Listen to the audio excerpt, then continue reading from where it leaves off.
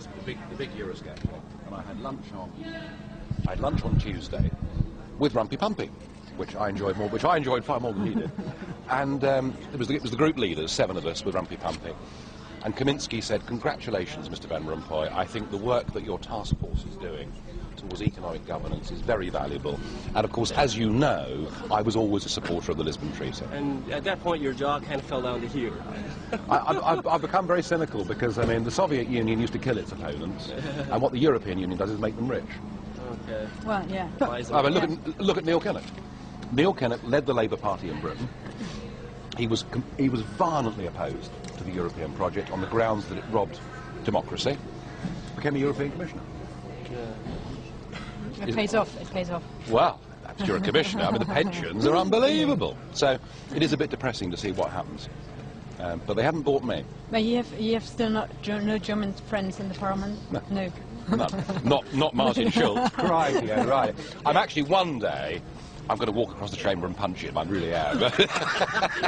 Make sure there's somebody taking it up on YouTube. Oh, yeah. But I did get him the week before last. I got him the week because he always heckles me when I speak.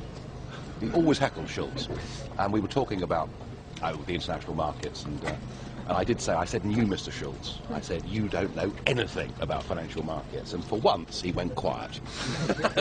and when he responded, he did actually admit in his response that he didn't know anything about it. So I was quite pleased with that. But he's amazing. I mean, his anger. I mean, you know. The worst speech he gave was the day after the Irish had voted no. And I had 100 sweatshirts made, big green sweatshirts with "Respect the Irish Vote," and so we wore those into the chamber, and it was great fun, you know. And Schulz said, "The people that have supported the no vote have opened the door to fascism." Oh. Yeah, I mean, that's... Jesus Christ. And Daniel Cohn-Bendit called me mentally ill. I mean, him calling me... He's mentally ill!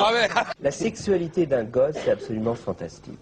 Enfin, c'est quand même, il faut être honnête, sérieux, un petit gosse. Moi, j'ai travaillé avec avant, les tout-petits, là, les tout-petits, c'est autre chose, mais avec des gosses qui avaient entre 4 et 6 ans.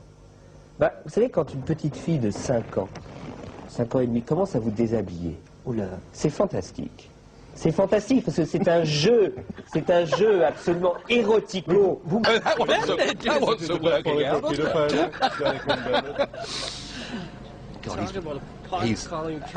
He's ghastly. Yeah, but from the bridge, it's good to have at least a small group who's fighting for their rights. Yeah. We don't have any in Germany, so that's our problem. What we'd like in the next parliament is a big group. Yeah. And then I can disrupt the whole place. Rock and rock. Yeah. They'll just keep fining me, won't they? They fine me 10 days' pay over the Van Rompuy thing, you know. Oh, really? Yeah. Wow. Yeah, it's the maximum fine. 10 days' pay. When you said Van Rompuy had the charisma of a damn rag, were you referring to the historical fact that Soviet leaders used to be boring on purpose, and the more powerful, the more boring they were, just so they could show anybody else and force everybody else to listen to that boring drivel? Well, I did make the point in that speech that, dull though he would be the quiet assassin of national democracy. So yes, I was in a sense saying that. I was also teasing them a bit because they'd said the first president of Europe would stop the traffic in Beijing and Washington, and I made the point that I don't think Van Rompuy would even be recognised in Brussels. To find out more about who we are and what we stand for, go to the UK Independence Party website at www.ukip.org.